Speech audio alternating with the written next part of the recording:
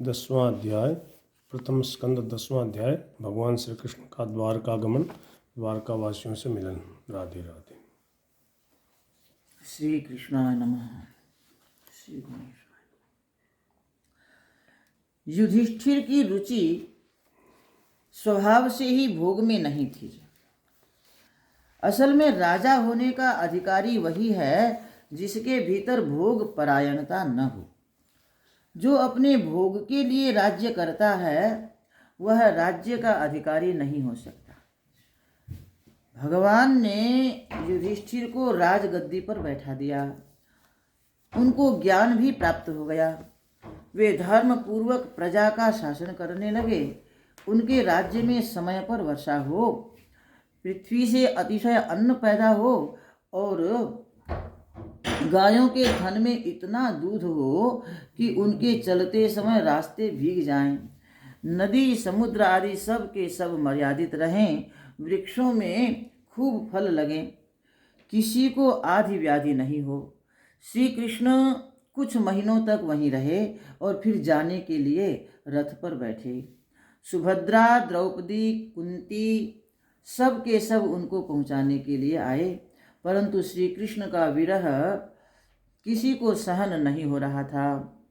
मनुष्य को एक बार सत्संग मिल जाता है और दुस्संग छूट जाता है। राजा जी को गेट खोले, कोई गेट बंद कर दिया हमारा 211 नंबर का।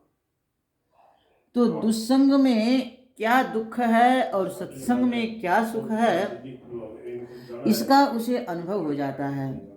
उसके बाद सत्संग छोड़ने का मन बिल्कुल नहीं होता। यदि एक बार भी भगवान का सानिध्य प्राप्त हो जाए और उनके चरणारविंदों का रस मिल जाए तब तो कहना ही क्या है।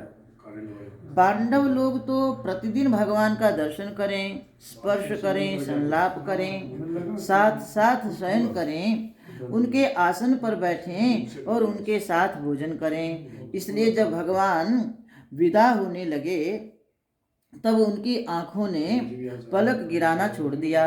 वे जहाँ के तहाँ निश्चल हो गए। स्त्रियों ने अपने आंसू रोके कि कहीं विदा के समय अशगुन न हो जाए। बाजे बजने लगे।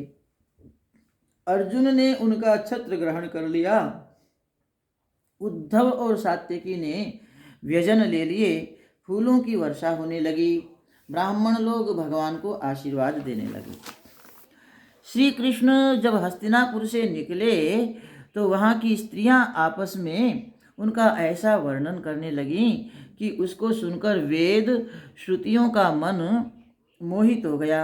वे कहने लगी कि हाय रे, हमने निर्गुण ब्रह्म और धर्म का तो बहुत वर्णन किया, किंतु यह जो सगुण साकार पीताम्बरधारी ब्रह्म है इसका वर्णन नहीं किया। सर्वश्रुति मनोहर। वेद की ऋचाएं मुग्ध हो गईं। उनका मन अपहरित हो गया और वे बोलीं, श्री कृष्ण वही हैं जो सृष्टि के पहले अकेले अपने आप में रहते थे और सारी शक्तियां सोई हुई थीं। उन्होंने ही अपनी माया से यह सारी सृष्टि बनाई। बड़े बड़े महात्मा लोग उन्हीं को ढूंढते हैं। वेदों में इन्हीं की महिमा का गान है।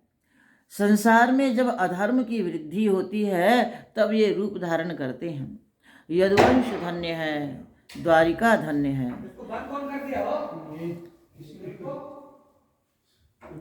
जिनका इन्होंने पाणी ग्रहण किया है वे स्त्रियां धन्य हैं।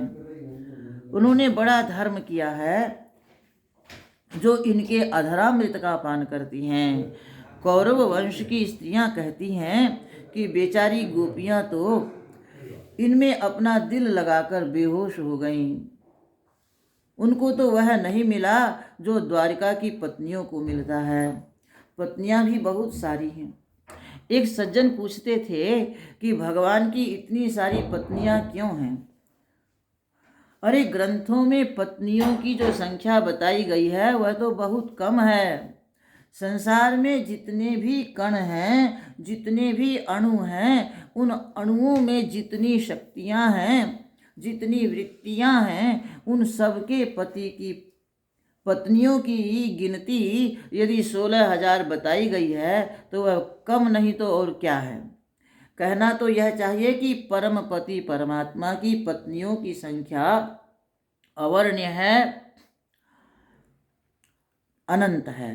तो स्त्रियां आपस में वार्तालाप कर रही हैं कि देखो उनका स्त्रीत्व कितना पवित्र हो गया, जिनके घर में स्वयं भगवान बैठे रहे।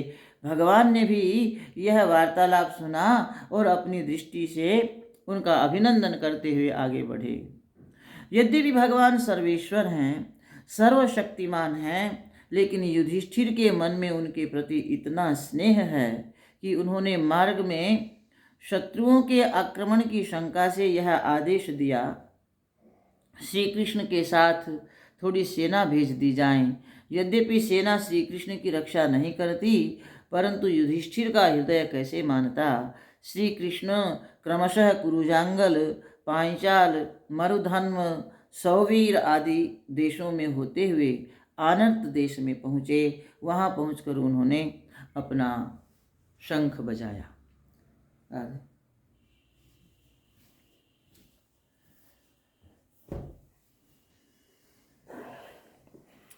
भगवान श्याम सुंदर अभी द्वारका जाने की तैयारी कर रहे थे और अब द्वारका पहुंच रहे हैं।